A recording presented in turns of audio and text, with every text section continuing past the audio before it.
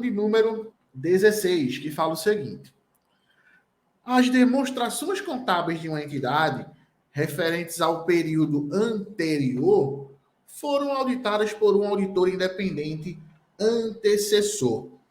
O relatório desse auditor não foi remetido com as demonstrações contábeis. De acordo com a NBCTA 710, que trata aí de informações comparativas, além de expressar uma opinião sobre as demonstrações contábeis do período corrente, o auditor deve especificar em um parágrafo de outros assuntos que as demonstrações contábeis do período anterior foram examinadas por auditor independente e antecessor. E também, essa questão, pessoal, ela cobra aí a NBCTA 710, tá? NBCTA 710. Ela quer que vocês digam o seguinte: em relação àquela auditoria que foi feita no período anterior por outro auditor, tá? Então, por exemplo, no ano de 2020, a empresa X foi auditada pelo auditor José. No ano de 2021, aquela entidade X também foi auditada pelo auditor João, tá? Então, no ano corrente, João fez a auditoria. No ano anterior, José fez a auditoria. No ano corrente, na auditoria de João, tá? Ele tem que trazer num parágrafo de outros assuntos, dizendo que as demonstrações do ano anterior, quem auditou não foi ele. Quem auditou não foi João, foi José. Então ele tem que deixar isso claro no parágrafo de outros assuntos. E além disso, ele tem que falar mais o quê? É isso que eu trouxe para vocês aqui no mapinha mental, certo? Vejam só. A NBCTA 710, ela nos diz que, além de expressar uma opinião sobre as demonstrações do período corrente, o auditor deve especificar em um parágrafo de outros assuntos que as demonstrações do período anterior foram examinadas pelo auditor antecessor. Se esse for o caso, obviamente, tá?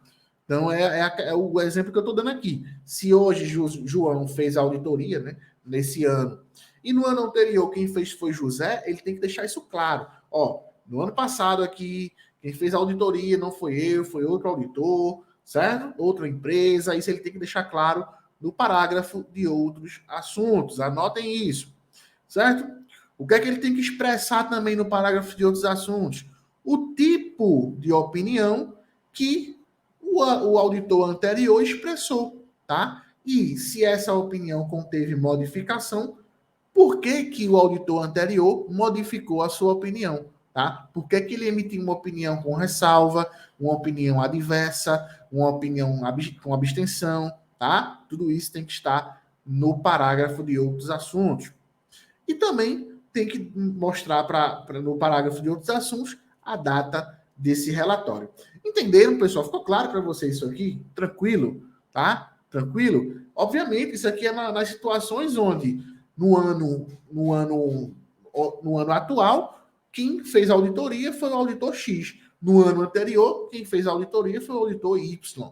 Quando houver essa diferença, né, de auditores de um ano para o outro, no ano corrente, o auditor tem que deixar claro isso, que no ano passado, quem fez a auditoria não foi ele, foi outro camarada. Tem que dizer qual foi a opinião que esse camarada deu nas demonstrações anteriores, né? Se ele modificou a opinião dele, por que ele modificou, e a data do relatório. Tranquilo? Deu para entender? Beleza, com base nisso, tá? Ele fala aqui, ó. No período corrente, o auditor deve especificar em parágrafo de outros assuntos que as demonstrações contábeis do período anterior foram examinadas por auditor independente antecessor. E também, letra A, o responsável técnico da empresa de auditoria antecessora. Não falei isso para vocês. Letra B, o tipo de opinião expressa pelo auditor independente antecessor, beleza. E se a opinião conteve modificação, as razões para essa modificação. Foi o que eu falei para vocês no nosso mapinha mental. Gabarito letra B. Letra C, letra D, letra E, né? Não precisa nem falar porque não tem nada a ver com a nossa norma. Beleza? Entenderam, pessoal? A questão 16 ficou claro para vocês? Certo? Tranquilo? Então, gabarito aqui, letra Beribó, tá?